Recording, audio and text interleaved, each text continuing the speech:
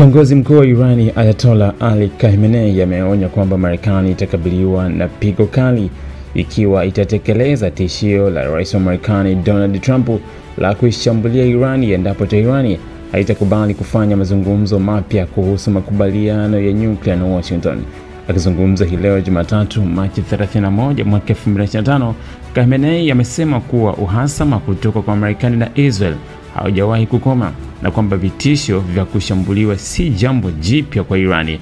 Hata hivyo, alisisitiza kuwa Irani haitakubali kushinikizwa kwa vitisho vya kijeshi na itajibu kwa nguvu zozote hatua yoyote ya uchokozi. Kauli ya Khamenei inakuja baada ya Rais wa Marekani Donald Trump kurudia tishio lake la siku ya Jumapili Machi 30, akisema kuwa Irani italengwa na mashambulizi iwapo haitakubali ombi lake la mazungumzo. Trump anadai kuwa alituma barua kwa viongozi wa Irani mapema Machi akieleza masharti ya makubaliano mapya na ameipa Tehran muda wa miezi miwili kufanya uamuzi. Irani na Marekani zimekuwa na uhusiano wa mvutano kwa miongo kadhaa, hasa kuhusu mpango wa nyuklia wa Irani.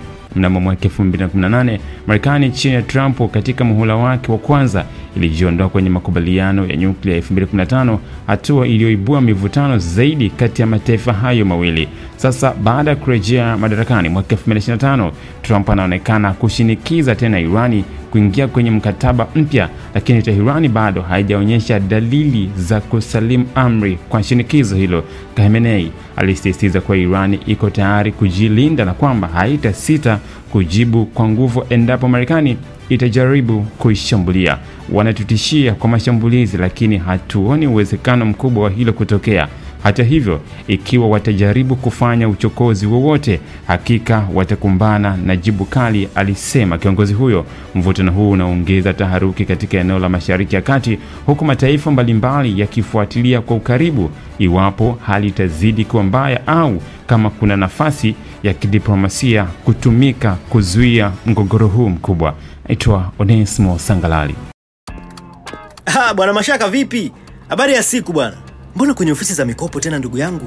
Ndugu yangu Clever, mikopo inanitoa roho. Vipi wewe kwenye madini? Mimi niliachana na hiyo kazi, maana kwanza mgodi uko mbali sana. Alafu gharama za uendeshaji mitambo kwa dizeli zilikuwa juu mno. Ndugu yangu pole sana. Kweli tulipata shida kwa muda, lakini tulipoletewa nishati ya umeme na serikali ya awamu ya 6, imekuwa ni suluhisho kwa changamoto zote hizi. Serikali ya awamu ya 6 kupitia REA imefanya kazi kubwa kuleta umeme hadi mgodini. Sasa hivi hatutumii tena mafuta. Mashine zinafanya kazi ya kuchota maji na mchanga kwa ufanisi mkubwa. Gharama za uendeshaji zimeshuka. Tunatumia teknolojia nzuri kwa unafuu. Na watendaji wanafanya kazi kwa furaha, na nisikufiche ndugu yangu, pesa tunapata. Unatufikia nishati ni maendeleo, umewaka unatufikia. Tangazo hili limeletwa kwenu na wakala wa nishati vijijini REA.